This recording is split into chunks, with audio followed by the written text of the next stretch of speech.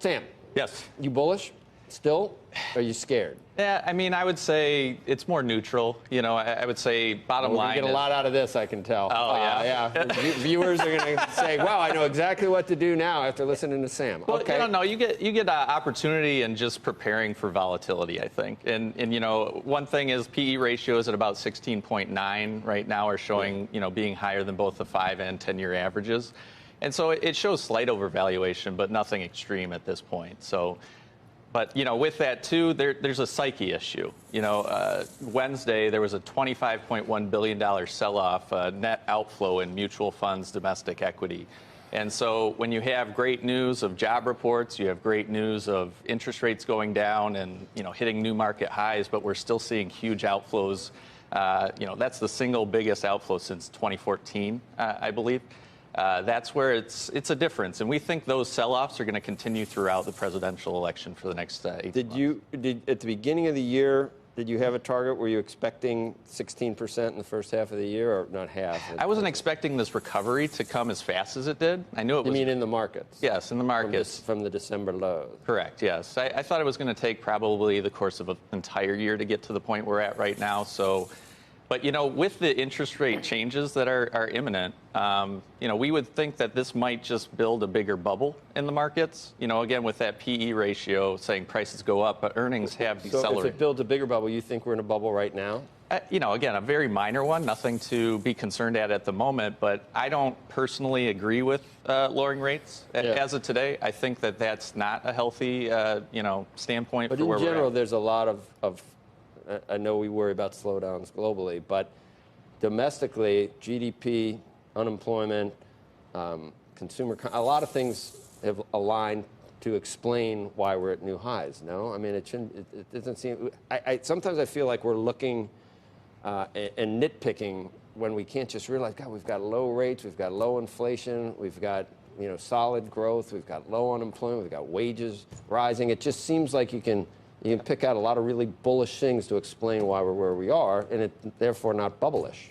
Absolutely, but you know, bottom line is that's all very high thinking, and when you get to the people that are actually investing, I would say that the political environment really scares a lot of both sides of the parties, and then also too just this slowdown, this economic slowdown that's coming.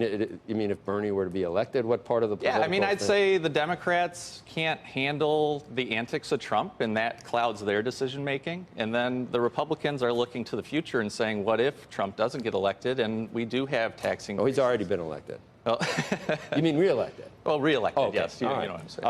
All right, Kathryn, you had a 29.50 target at the beginning of the year.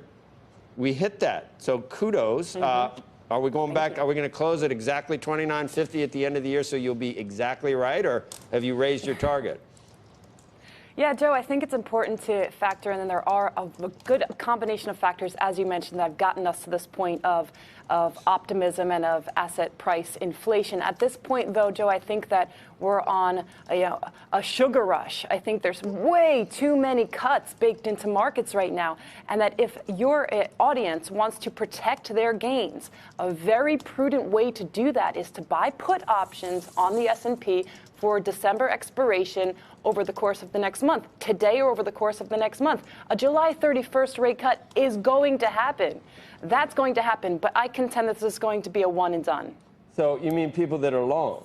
You're talking about married puts. You're not talking about people that are out of the market just buying puts. Or are you talking about buying puts? Hold your positions. You don't have to sell it. You don't have to sell your position. If you're long, you can buy some puts Correct. for protection for the next month. Sure. You can relinquish 3.6%. You can buy the December put option expiry. And if you're fine with giving up 3.6% of what you've gained so far, then I think it's a very good option to protect against what I think is going to be a market freak out when the Fed doesn't cut more than once this year.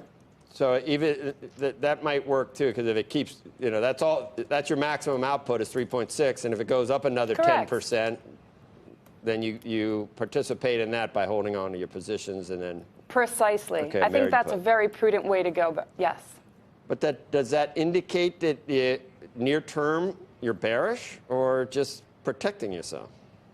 Well, look, the U.S. economy is not going into recession. It's something that I came on with you in December saying this is really, this fear is really misplaced. So if we do get a rate cut, one rate cut, that's bullish. So we should see more upside right after that first rate cut.